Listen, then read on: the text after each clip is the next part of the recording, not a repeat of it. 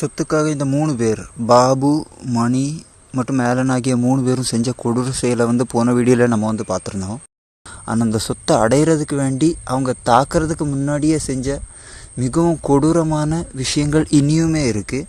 இந்த மாதிரியான கொடூரமான விஷயங்கள் மூலயமா தான் நம்ம நாட்டில் ஜனங்க ஒருத்தங்க இன்னொருத்தங்க மேலே மிகவும் கொடூரமான கோபமும் அச்சமும் வாழ்கிறதுக்கு அவங்களுக்கு மனம் வராத மாதிரியான ஒரு சூழ்நிலையை ஏற்படுத்துகிற மாதிரியான ஆட்கள் தான் இவங்க.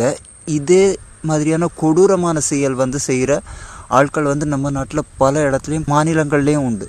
அப்போ இந்த மாதிரியான ஆட்கள் செய்கிற கொடூர செயலினுடைய விளைவு தான் நம்ம நாட்டில் நடக்கிற மாதிரியான கொலை, கொள்ளை, இந்த மாதிரியான விஷயங்கள். அப்போ இந்த விஷயங்களை நீங்கள் தெரிஞ்சுக்கணும். இந்த மாதிரியான விஷயங்கள் நம்ம நாட்டில் இருக்குது. இந்த மாதிரியான ஆட்கள் நம்ம மத்தியிலே செயல்பட்டுருக்காங்க.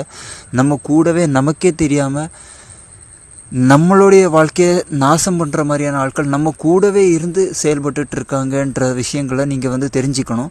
அதுக்கு சிம்பிள் எக்ஸாம்பிளாக இவங்க செஞ்ச ஒரு விஷயத்த சொல்கிறேன். நான் மென்ஷன் பண்ணியிருந்த ஆளை அவங்க தாக்குனாங்க, சொத்துக்காக தாக்குனாங்கன்றது நான் வீடியோவில் சொன்னது தான். ஆனால் அந்த சொத்துக்காக தாக்குறதுக்கு முன்னாடியே அந்த நபரை பற்றியும் அந்த நபரனுடைய குடும்பத்தை பற்றியும் இல்லாத பொல்லாத பொய்யான தகவல்களை அந்த ஊரில் பரப்பி அந்த ஊர் ஜனங்க மூலியமாக இவரை தாக்க வச்சு இவரை கொலை பண்ணுறதா தான் பிளான் இருந்துச்சு. ஆனால் அது சொதப்புனதன் காரணமாக வேறு வழி இல்லாமல் தான் இவங்க அடிக்கிறதுக்கே முயற்சி செய்திருக்காங்க. அப்போது இதை அவங்க செய்யும்போது அவங்க செஞ்ச விஷயங்கள் எந்த மாதிரியான விஷயங்கள்ன்றதை நம்ம டீட்டெயில்டாக பார்ப்போம். ஆனால் ஒரே ஒரு எக்ஸாம்பிள் மட்டும் சொல்கிறேன்.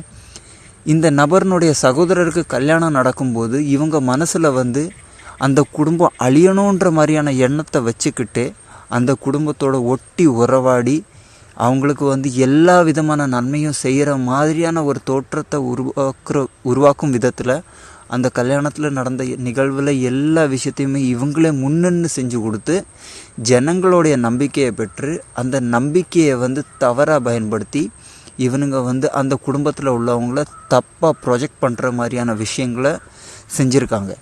அப்போ இது ஜஸ்ட் எக்ஸாம்பிள் மட்டும்தான். இதே மாதிரியான விஷயங்கள் வேறையும் நிறைய செஞ்சுருக்காங்க. அப்போ அது எல்லாத்தையுமே நம்ம நம்மளோட வீடியோஸில் டீட்டெயில்டாக பார்ப்போம்.